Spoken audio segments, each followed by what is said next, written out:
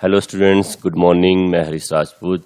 आज हम 11th class के अकाउंट्स के सब्जेक्ट के बारे में बात करेंगे स्टूडेंट्स, क्योंकि अब सभी स्कूल खुल चुके हैं और बहुत सारे बच्चे ऐसे हैं जो एडवांस में 11th क्लास की पढ़ाई की तैयारी करते हैं। हालांकि रिजल्ट जो कि 10th क्लास का 15 जुलाई के बाद ही आएगा, हो सकता है 15 जुलाई को आ जाए या फिर 15 जुलाई के बाद आए, लेकिन नियर बाय 15 जुलाई तक आ जाएगा। तो उसके बाद सभी बच्चे कुछ ना कुछ स्कूल में स्ट्रीम लेंगे, जैसे कि आर्ट्स, कॉमर्स, साइंस। तो बच्चे सभी होनहार होते हैं जो कि पहले से ही एडवांस में अपने अपने सब्जेक्ट की तैयारी करते हैं। वो सोच कर रखते हैं कि उनको कॉमर्स लेना है, साइंस लेना है या फिर आर्ट्स लेना है। जो भी स्ट्रीम लेनी है उन सब्जेक्ट की वो तैयारी करना शुरू कर देते हैं। तो आज हम स्टार्ट कर रहे हैं स्टूडेंट 11th क्लास के अकाउंटिंग टर्म, जिसके बेसिस पे हम लोग 11th क्लास के अकाउंट्स को अच्छे से समझेंगे, क्योंकि ये आप कह सकते हैं रीढ़ की हड्डी का काम करेगा। जैसे एक आदमी को चलने फिरने के लिए, मूवमेंट करने के लिए उसकी रीढ़ की हड्डी बहुत ज़रूरी होती है शरीर में, वैसे ही आप कह सकते हैं backbone of accounts is accounting terms in 11th class. तो इसके अलावा स्टूडेंट्स मैं बताना चाहूँगा आपको, हम फर्स्ट चैप्टर नहीं करा रहे हैं आपको फ़िलहाल, सेकंड चैप्टर कराएंगे जिसमें अकाउंट्स टर्म यूज होंगी। अगर हम सभी अकाउंट्स टर्म को अच्छे से समझ लेंगे, बारीकी से समझ लेंगे, जैसे कि बताना चाहूँगा, किसी चैप्टर को समझने के लिए हमें वर्ड्स मीनिंग समझना बहुत ज़रूरी है। अगर हमें इसकी वैकेबलरी और वर्ड्स मीनिंग समझ में आ जाए तो वो चैप्टर हमारे लिए आसान हो जाता है। इसी तरह से आपको 11th क्लास के अकाउंट को समझने के लिए अकाउंटिंग टर्म समझना बहुत ज़रूरी है। इसलिए स्टूडेंट्स आज हम कर रहे हैं अकाउंटिंग टर्म, उसके बाद हमारा चैप्टर कंप्लीट हो जाएगा। तो हम उसके बाद फर्स्ट चैप्टर 11th क्लास का स्टार्ट करेंगे।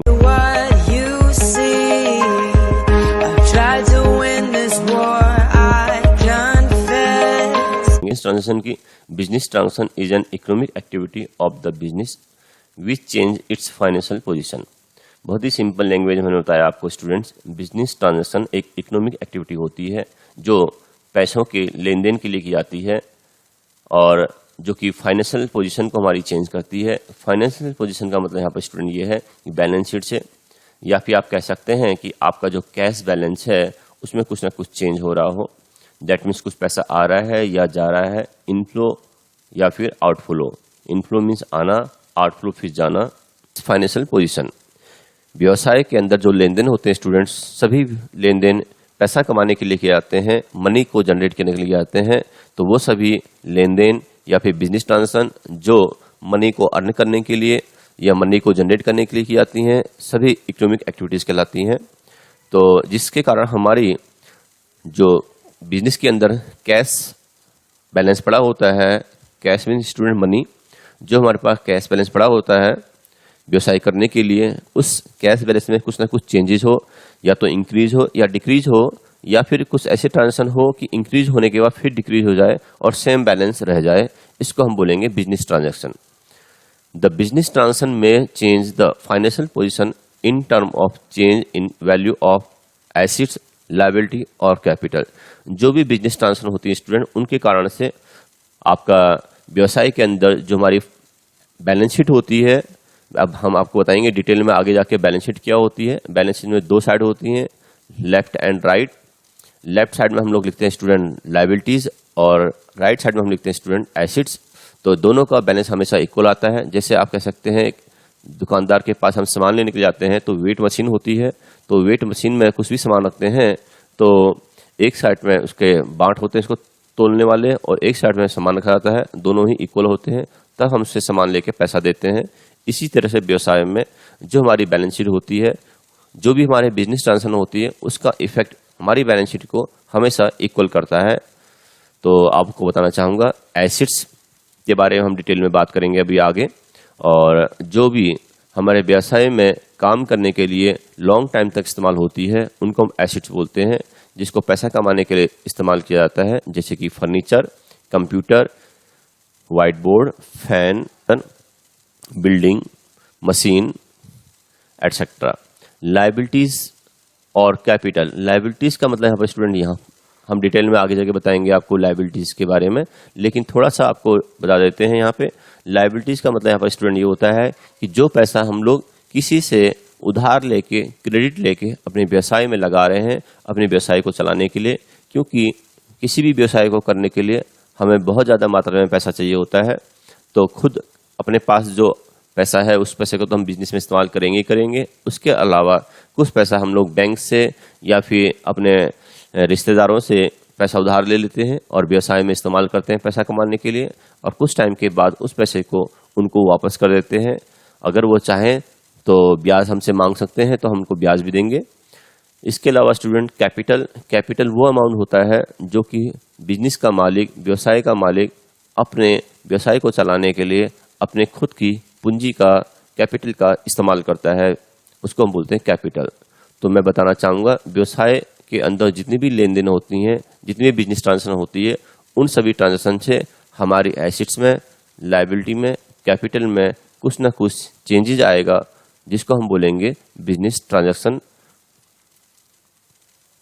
अब हम बात करते हैं स्टूडेंट्स, कुछ आपके सामने बिजनेस ट्रांजैक्शन के एग्जाम्पल मैंने लिखे हैं, तो जिनके बारे में आपको डिटेल बताना चाहूँगा। जैसे कि सबसे पहले हम बताएंगे introduction of capital by the owner into the business.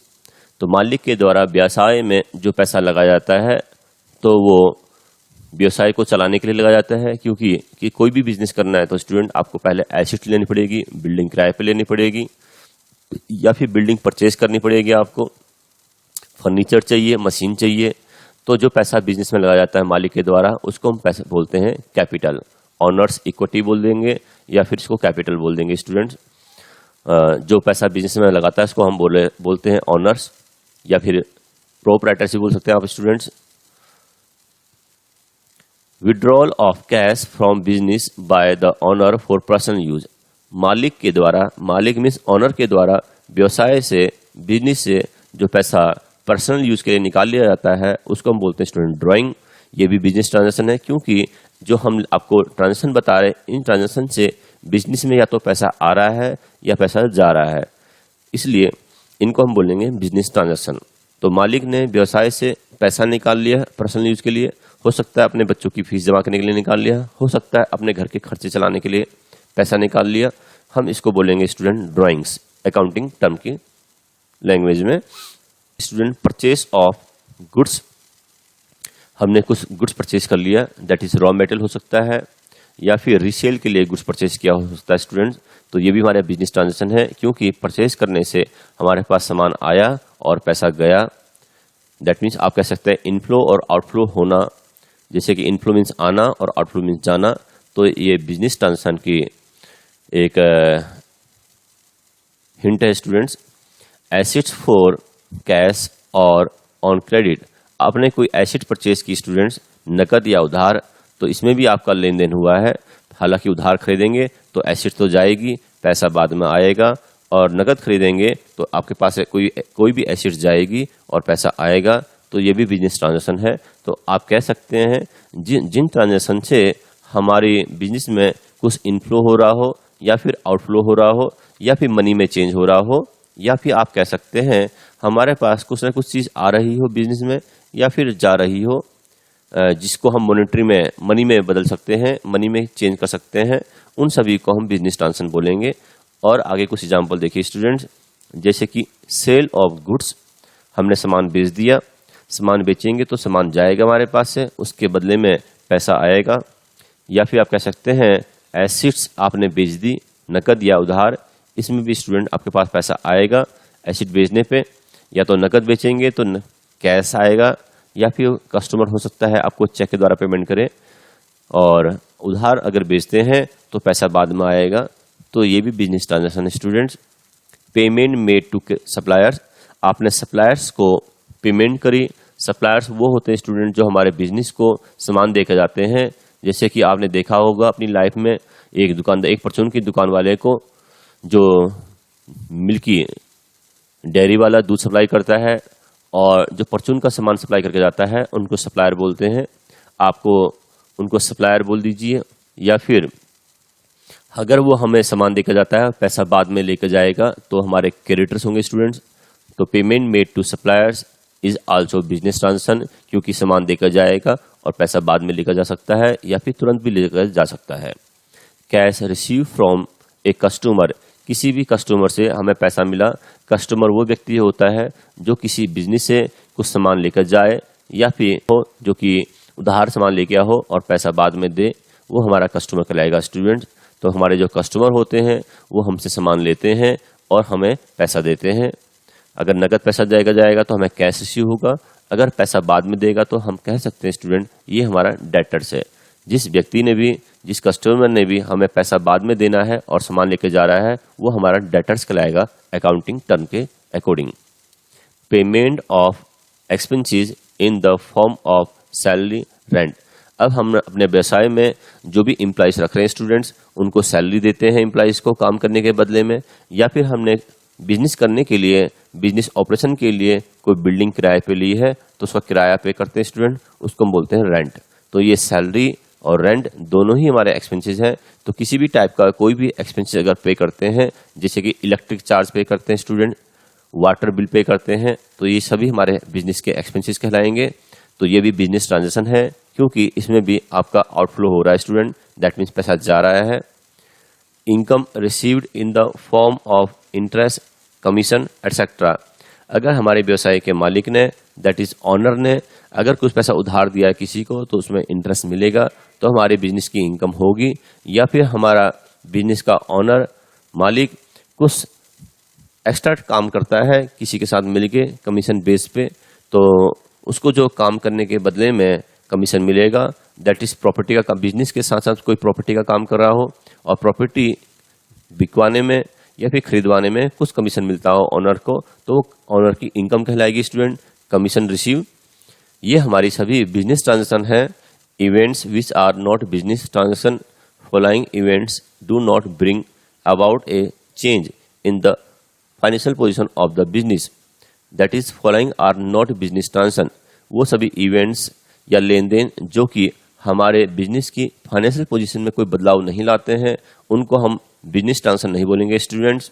जैसे कि receipt of order for supply of goods, हमने कोई ऑर्डर रिसीव कर लिया है सामान को सप्लाई करने का, तो आप यहाँ पर ये देखेंगे कि सिर्फ हमारे पास ऑर्डर आया है, पेमेंट नहीं आई है। हो सकता है ये ऑर्डर फ्यूचर में कैंसिल हो जाए, तो इसको हम बिजनेस ट्रांजैक्शन नहीं बोलेंगे क्योंकि इसमें ना तो कुछ कैश आ रहा है ना ही कोई सामान जा रहा है, सिर्फ एडवांस में आपको ऑर्डर मिल गया है, हो सकता है ये ऑर्डर कैंसिल हो जाए, तो ये बिजनेस ट्रांजैक्शन नहीं होगी।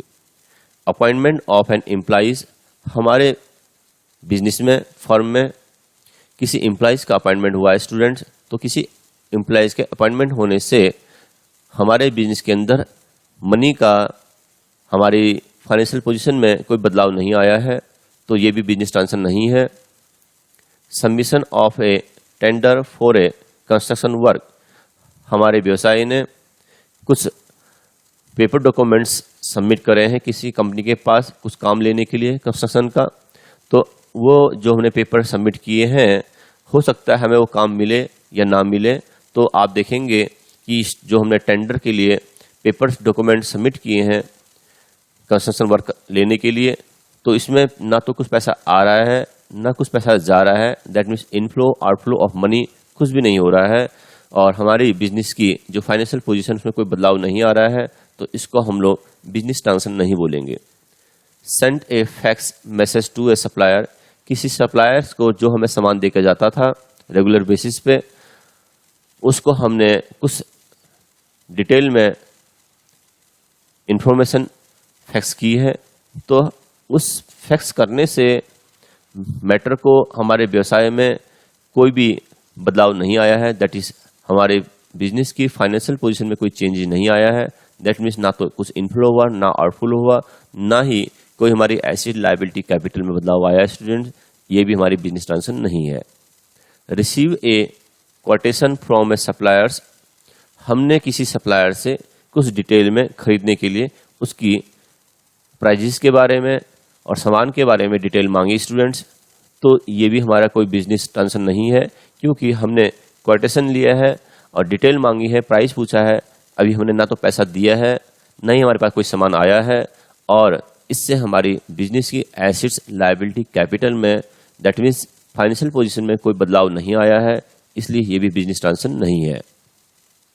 General managers resign from the business, या फिर ऑर्गेनाइजेशन, हमारी कंपनी में हमारे ऑर्गेनाइजेशन से किसी मैनेजर ने रिजाइन दे दिया है, तो उसके रिजाइन देने से हमारे व्यवसाय में, हमारी फाइनेंशियल पोजीशन में कोई भी बदलाव नहीं आएगा।